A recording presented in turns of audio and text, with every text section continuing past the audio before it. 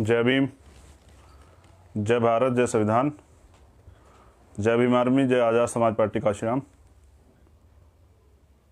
कल किन्हीं कारणों से मैं लाइव नहीं आ पाया, तो आज फिर 1 बजे मैंने रखा था कि लाइव आना है। और लाइव आके पूरे देश में जो भीम आर्मी और आज़ाद समाज पार्टी कार्यकर्ता हैं उनको अपना संदेश ज़रूरी देना था।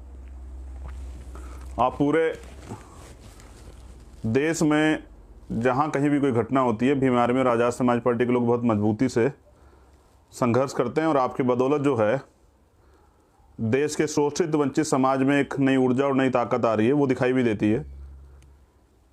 देखिए, सबसे पहले तो बहुजन मीडिया ही हमारा अपना मीडिया है। मैं बहुजन मीडिया के सभी साथियों का धन्यवाद देता हूं कि वो मेरे लाइव के बाद यहाँ से इस वीडियो को दिखाते हैं, जो ज़्यादा से ज़्यादा लोगों तक ये बात चली जाती है। और आज भी देश में, जैसे मैं बिहार पे अगर चर्चा करूँ तो देश में ऐसे बहुत सारे गांव हैं जहाँ पर बिजली की सुविधा नहीं है, टीवी की सुविधा नहीं है, तो हमारे लोग मेन स्ट्रीम मीडिया के न्यूज़ चैनल नहीं देख पाते, लेकिन उनके यहाँ फ़ोन है तो यूट्यूब वो देख लेते हैं, तो हमारी बातें बहुत जल्दी वहाँ तक पहुँच जाती है। मैं सबसे पहले तो आज के लाइव में धन्यवाद देता हूँ भीम आर्मी और आज़ाद समाज पार्टी के सभी कार्यकर्ताओं का, पदाधिकारियों का, जो इतनी मेहनत से काम कर रहे हैं इस मूवमेंट को आगे बढ़ाने के लिए। आज का जो लाइव है, वो लाइव का उद्देश्य ये है कि आप तक जो चीज़ें नहीं पहुंच रही हैं वो पहुंच जाएं। पहली बात तो बुलंदशहर में कल रैली है। उत्तर प्रदेश के अंदर पहली रैली जो है, राजनीतिक रैली, वो होने जा रही है। वो बुलंदशहर में है। कल सुबह 10 बजे हमारे लोग वहाँ पहुँच रहे हैं। महत्वपूर्ण रैली है और हमेशा की तरह मुझे उम्मीद है कि जितना प्यार और आशीर्वाद बहुजन समाज ने मुझे दिया है, वो कल भी जो है, जैसे पूरे देश में कहीं भी कोई रैली आंदोलन होता है तो देखने को मिलता है, तो मुझे उम्मीद है कि कल वो बुलंदशहर में भी देखने को मिलेगा। जैसा बिहार के लोगों ने प्यार दिया, वो हजारों हजारों की संख्या में रैली में आते हैं। उसके साथ सबसे पहले जो मैंने मामला डाला है कैप्शन में, वो हाथरस का है। लगातार पीड़ित परिवार से हमारी बात होती रहती है। मेरी बात हुई थी अभी 2 दिन पहले भी हमारे एक जिम्मेदार साथी से, और उन्होंने मुझे एक अहम जानकारी दी। मुझे आपको जानकारी देना ज़रूरी है क्योंकि मीडिया का काम अब ख़त्म हो चुका है वहाँ। मीडिया अब उसे ज़्यादा नहीं दिखाएगी क्योंकि मीडिया आपकी है ही नहीं। तो बहुजन मीडिया और बहुजन समाज के कार्यकर्ता द्वारा वो जो है आपको दिखाई दे, बार बार वहाँ की जानकारी मिलती रहेगी, क्योंकि मैं शोषित वंचित समाज की आवाज़ आपने मुझे बनाया है और मैं हर उस मुद्दे को उठाता हूँ जहाँ अन्याय अत्याचार होता है। हाथरस में अभी जानकारी ये मिली है कि पहले तो सरकारी नौकरी की अभी कोई व्यवस्था नहीं हुई है। उस परिवार को गांव से बाहर रहने के लिए जो आवास की मांग की गई थी, वो भी अभी सरकार ने पूरी नहीं की है। अभी गांव में ही परिवार रह रहा है। तीसरी एक अहम जानकारी है कि 25 लाख रुपए के मुआवजे की सरकार ने बात की थी। जो SC/ST एक्ट में पहले से 8.5 लाख रुपए मुआवजा मिलता है, कंपनसेशन मिलता है एक्ट के अनुरूप, जिसमें सरकार का कोई रोल नहीं है, उसी के साथ जोड़ के वो मुआवजा दिया गया है। और अभी हाल में जो मैं बताने जा रहा हूँ आपको, ये जानकारी है कि वहाँ कोई मौजूदा SDM है, वो पीड़ित परिवार के पास 2 बार जा चुके हैं और उन्होंने पीड़ित परिवार को ये कहा है कि अगर आपको न्याय चाहिए तो वो पैसे हमें वापस लौटा दीजिए जो मुआवजे के सरकार ने आपको दिए।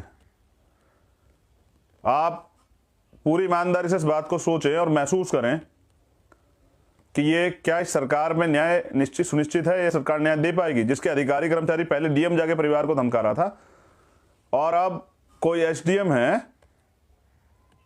शायद महिला SDM है, वो जाकर परिवार को कहते हैं अगर आपको न्याय चाहिए तो वो जो आर्थिक मदद सरकार ने आपको की है वो लौटा दीजिए, क्योंकि आपको सिर्फ न्याय चाहिए। सरकार की मदद जो है, जो सरकार ने दी थी, आप लौटा दीजिए। किसके इशारे पे किया जा रहा है? क्योंकि पीड़ित परिवार अभी भी सुरक्षा में रह रहा है। परिवार अगर उनसे मांग करता है कि कोई सामान हमें लाना है, इसकी व्यवस्था करा दी, तो प्रशासन के लोग कह रहे हैं कि अब आप आम जिंदगी जीजिए जैसे पहले जीते थे, यानी कि दोबारा से जो है आप अपनी उन्हीं आदतों को ताज़ा कीजिए जिस आदतों में आप रहते थे, जो आपके साथ यहाँ पहले होता था, वैसे आपको अपना जीवन जीना पड़ेगा। और मैंने मांग की थी कि उस परिवार को वहाँ से बाहर दूसरी जगह शिफ्ट करना चाहिए, जिस पे सरकार ने दिखावा करने के लिए आदेश दिए थे कि भाई हम जो है इनको आवास देंगे, जिससे सबसे पहले परिवार वहाँ से सुरक्षित जगह चला जाए और अपनी लड़ाई को लड़ सके। मैं जल्दी प्रयास करूँगा, पीड़ित परिवार को अपने साथ लेके आऊँगा, दिल्ली में अपने साथ ही रखूँगा। वो मेरा परिवार है, मैं उनको कमज़ोर नहीं पड़ने दूंगा। उन्होंने कोई मांग नहीं की। ये मांग जो है, जो की गई थी, आर्थिक मदद की हो या नौकरी की, सरकार की मांग थी। और ऐसे अधिकारी कर्मचारियों को भी उसमें कहना चाहता हूं कि याद रखिए जनाब, सरकार बदलती रहती है। 2022 में आज़ाद समाज पार्टी की सरकार वहां बनेगी और सारे अधिकारी कर्मचारी वहीं रहेंगे। हमारे लोगों का सरकार के इशारे पर शोषण करने वाले अधिकारी कर्मचारी ये याद रखें कि जब सरकार बदलेगी तो जो अन्याय आप कर रहे हैं उसका सामना आपको करना पड़ेगा, और उस अन्याय को करने पे का जो कानूनन अपराध आप कर रहे हैं उसकी सजा आपको जरूर मिलेगी। ये मेरा अपने उस परिवार से और पूरे देश के बहुजन समाज के लोगों से वादा है। और जो मैंने आज तक वादा किया, मेरी सबसे बड़ी ताकत है कि मैंने कभी उस वादे को कमज़ोर नहीं पड़ने दिया। आपके उस वादे पे मैं खरा उतरा हूँ और आगे भी उतर रहूँगा। मेरे खून में बहुजन समाज और अपने महापुरुषों का मिशन बहता है। मैं अपने समाज के लिए कुछ भी कर सकता हूँ।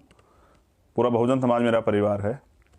दूसरी, ये मैंने आपको हाथरस की जानकारी इसलिए दी कि आपको जानकारी हो जाए कि हाथरस में क्या हो रहा है। मैं दिल्ली भी लेके आऊँगा और उनकी सुरक्षा भी करूँगा, और ऐसे अपराधियों को जिन्होंने दरिंदगी की थी उनको सज़ा भी दिलाऊँगा। ये मेरा वादा है अपने समाज से। दूसरी बात यह है कि बिहार में भी इलेक्शन चल रहा है, मैं बिहार में घूम रहा हूँ। मैं बस आज़ाद समाज पार्टी और भीम आर्मी कार्यकर्ताओं को कुछ कहना चाहता हूँ। जो हाथरस में हुआ या देश में किसी कोने में होता, चाहे वो दरभंगा में हुआ हो, मुजफ्फरपुर में हुआ हो, राजस्थान में हुआ हो, मध्य प्रदेश में हुआ हो, वो चाहे हरियाणा में हुआ हो झज्जर में, चाहे वो यमुनानगर रमन भाई के साथ हुआ हो, चाहे वो उत्तर प्रदेश में तो कत्लेआम हो रहा है रोज। उत्तर प्रदेश के मुख्यमंत्री बिहार में जाके वोट मांग रहे थे, कह के कि उत्तर प्रदेश के सुशासन पे वोट दे दीजिए। यानी कि वो चाहते हैं कि बिहार में दोबारा से उनकी सरकार आ जाए, भारतीय जनता पार्टी सरकार। वो हमारे लोगों का कत्लेआम जैसे यूपी में कर रहे हैं ऐसे वहाँ कर पाएँ। वहाँ तो बहुजन समाज के लोग थोड़े सक्रिय हैं, जागरूक हैं, आपस में भाईचारा है, तो इस वजह से ज़्यादा अत्याचार नहीं अभी सरकार वहाँ कर पाती। लेकिन अत्याचार तो होते हैं, बंगाल हो या बिहार हो या असम हो या उड़ीसा हो, छत्तीसगढ़ हो, गुजरात हो, महाराष्ट्र हो, अत्याचार तो सभी जगह होता है। कर्नाटक, केरल हो, सब जगह होता है। सब जगह से खबरें आती हैं, हम सब जगह खबरें देखते भी हैं। बड़े गौर से सुनिएगा, मैं आपकी आवाज़ हूँ। आपके लिए रास्ता बनाना और उस रास्ते पे आपकी सुरक्षा करना मेरी जिम्मेदारी है। ये जो लोग आज वादा कर रहे हैं आपसे, कहीं पर भी जो चुनाव हैं, ये जो आपसे वादा कर रहे हैं कि हम 5 साल में आपको रोजगार दे देंगे, 5 साल में आपको अच्छे हॉस्पिटल दे देंगे, आप बस एक बार ये चेक कीजिए कि आप पहले भी अपने वादों पे खरे उतरे हैं क्या। कोई भी किसी भी गठबंधन की बात मैं कर रहा हूँ, चाहे वो भाजपा का गठबंधन हो या कांग्रेस का गठबंधन हो, आरजेडी का हो, जेडीयू का हो, किसी का गठबंधन हो, बस आप एक बार ये सवाल अपने आप से कीजिए और चेक कीजिए। आप पे एविडेंस है कि कितना ख्याल आप लोगों का इन्होंने रखा है और आप इनके लिए वोटर हैं या इनके परिवार का वो हिस्सा जिसके लिए इनको काम करना है। अब आपके लिए एक सवाल है, जो भीम आर्मी आज़ाद समाज पार्टी कार्यकर्ता है, पूरे 5 साल भूखे प्यासे रह के मोटरसाइकिल पे, साइकिल पे, मांगी हुई गाड़ी में तमाम तरह के अपमान सहते हुए, कभी मॉब लिंच के खिलाफ, कभी जुल्म जाति के खिलाफ आप लोग संघर्ष करते हैं। पूरे 5 साल सड़क पे रहते हैं, भूखे प्यासे, सर्दी में बिना जैकेट के और गर्मी में कड़ी धूप में आप आंदोलन करते हैं, संघर्ष करते हैं और हमेशा सदन के बाहर ही खड़े रह के चिल्लाते रहते हैं। इससे कुछ नहीं बदलेगा। इससे आपका संघर्ष तो मजबूत हो जाएगा। मान्यवर काशीराम साहब कहते थे कि जिस समाज की गैर राजनीतिक जड़ें मजबूत नहीं होती, उनकी राजनीति कभी कामयाब नहीं होती। सामाजिक संगठन के दम पे, भीम आर्मी के दम पे आपने अपनी गैर राजनीतिक जड़ें मजबूत तो कर ली है, लेकिन जिनको आप वोट देते हैं वो आपके वोट को भाजपा कांग्रेस को बेच देते हैं। मैं किसी पे आरोप नहीं लगा रहा हूं, आप एक बार बस चेक कीजिए कि जब आप किसी को वोट देते हैं और क्योंकि वो समर्पित नहीं है, उनका मूवमेंट के प्रति कोई प्यार नहीं है, समर्पण नहीं है, संघर्ष नहीं है, तो उनको भाजपा कांग्रेस को वोट बेचने में कोई दिक्कत थोड़ा ही होती है। वो बेचते भी हैं। आप हरियाणा में एमएलए बनाते हैं, वो कांग्रेस में चले जाते हैं। आप मध्य प्रदेश में एमएलए बनाते हैं, वो कांग्रेस या बीजेपी में चले जाते हैं। विचारधारा की लड़ाई है। हमारे लिए भाजपा और कांग्रेस दोनों खतरनाक है। हमें दोनों से सावधान रहना है और अपने मूवमेंट को भी चलाना है। मेरी सबसे बड़ी ताकत आप लोग हैं। मैंने जैसा कहा कि आप 5 साल भूखे प्यासे रह के सर्दी, गर्मी, बरसात की परवाह ना करते हुए संघर्ष करते हैं, और जब मौका मिलता है आपको ईमानदार लोगों को सदन में भेजने का, अपने लोगों को सदन में भेजने का, खुद सदन में जाने का, तब आप चूक कर जाते हैं। इसी वजह से बहुजन समाज शासक नहीं बना। मैं आपका ध्यान आकर्षित करता हूं कि SC ST के 131 MP अभी बैठे हैं सदन में अन्य पार्टियों से। अगर वो सारे एकजुट हो जाएं तो मुझे नहीं लगता कि कोई भी कानून आपके खिलाफ बन सकता है। लेकिन यहाँ CA-NPR जैसे काले कानून बनते हैं, या किसानों के खिलाफ अध्यादेश आते हैं, किसान विरोधी अध्यादेश, या मजदूरों के खिलाफ कानून बनते हैं, या पूंजीपतियों के पक्ष में कानून बनते हैं, सरकार पूंजीपतियों के पक्ष में खड़ी हो जाती है, या आरक्षण के खिलाफ कानून बनते हैं। जो काम इनसे नहीं होता वो कोर्ट से करवा लेते। मैं आपसे जानना चाहता हूं, क्या कांग्रेस और भाजपा आपके अधिकारों की सुरक्षा करेगी? आप अपने सुरक्षा अधिकारों की सुरक्षा स्वयं करेंगे? आपको ये सोचना पड़ेगा कि जो लोग आपके आरक्षण के खिलाफ हैं, जो आपके SC ST एक्ट के खिलाफ हैं, जो आपके अधिकारों के खिलाफ हैं, जो आपके तन पर अच्छे कपड़े और मुंह पर मूछें नहीं देख सकते हैं, जो आपको घोड़ी पे चढ़ता देखता है, वो क्या आपका सदन में जाके भला करेंगे?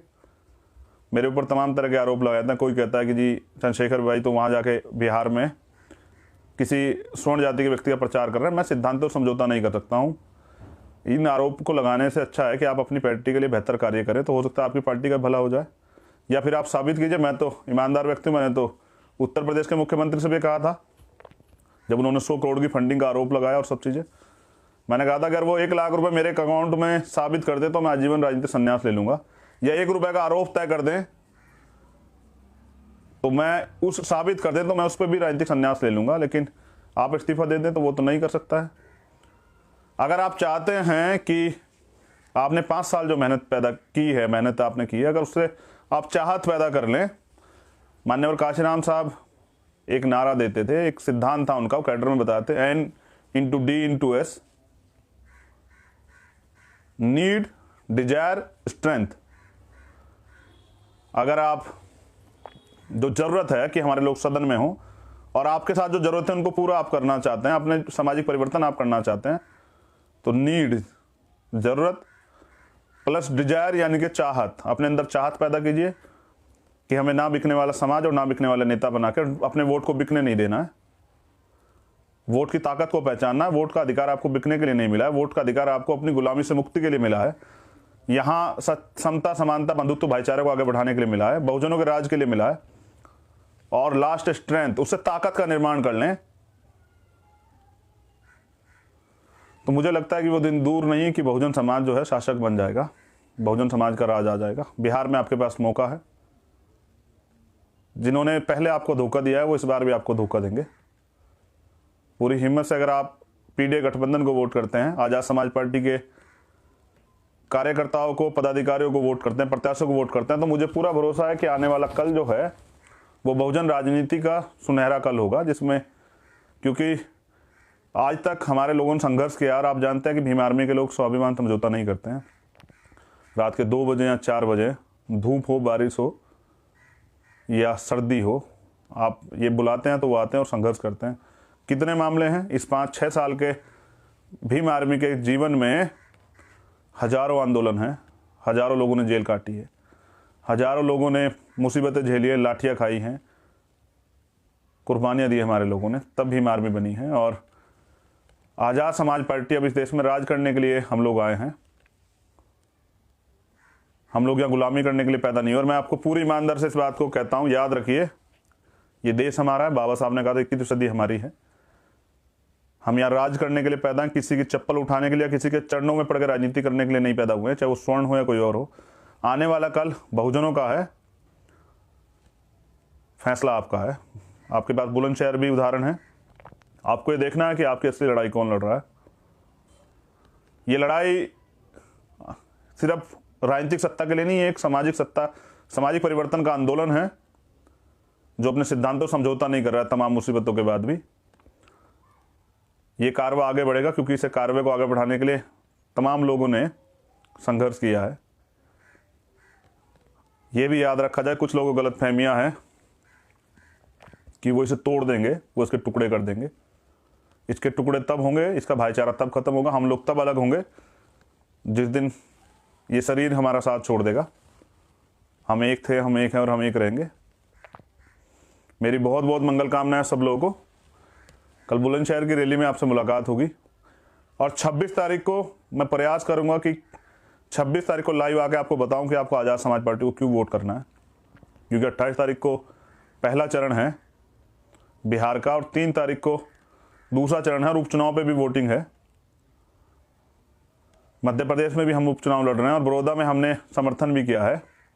हरियाणा में हमने आज तक ये लड़ाई ईमानदार से लड़ी है। संघर्ष को आगे बढ़ाना, को ताकत देना, ये आपकी जिम्मेदारी है। आप याद रखिए कि वोट देने से पहले मैं कह रहा हूँ कि 26 तारीख में आपसे बात करूँगा वोट पे। आज तो मैं कुछ अहम जानकारी देने के लिए आपको आया था। मेरी बहुत बहुत मंगल कामनाएं। जहाँ भी जो प्रत्याशी लड़ रहा है वो प्रत्याशी नहीं लड़ रहा है, आपका भाई लड़ रहा है, चंद्रशेखर आज़ाद लड़ रहा है, भीम आर्मी लड़ रही है, आज़ाद समाज पार्टी लड़ रही है, बहुजनों का संघर्ष लड़ रहा है, बाबा साहब का सपना लड़ रहा है, मान्यवर काशीराम साहब का सपना लड़ रहा है, मान्यवर दीना भाना वाल्मीकि जी का सपना लड़ रहा है। अपने महापुरुषों के संघर्ष को याद कीजिए, कितना बलिदान देके उन्होंने आपको अधिकार दिए हैं। और अगर अब तक भी आप मैं स्पष्ट कर रहा हूँ, अगर अब तक भी आप लोग सत्ता में नहीं है, इसके लिए मैं जिम्मेदार नहीं हूँ, क्योंकि मैंने तो अब मोर्चा संभाला है। अब से पहले राजनीतिक रूप से मैं नहीं था। सामाजिक रूप से मेरी क्षमता ये है, मेरे नेतृत्व की क्षमता ये है कि पिछले 5 साल में गांव से बने एक संगठन को अंतर्राष्ट्रीय स्तर पर पहचान जो है मैंने और मेरे भाइयों ने दिलाई है, जिसके लिए उन्होंने अपने जीवन की परवाह नहीं की है, बिकना नहीं सीखा है, कभी स्वाभिमान समझौता नहीं किया है, कभी जेल मुकदमों से नहीं डरे हैं।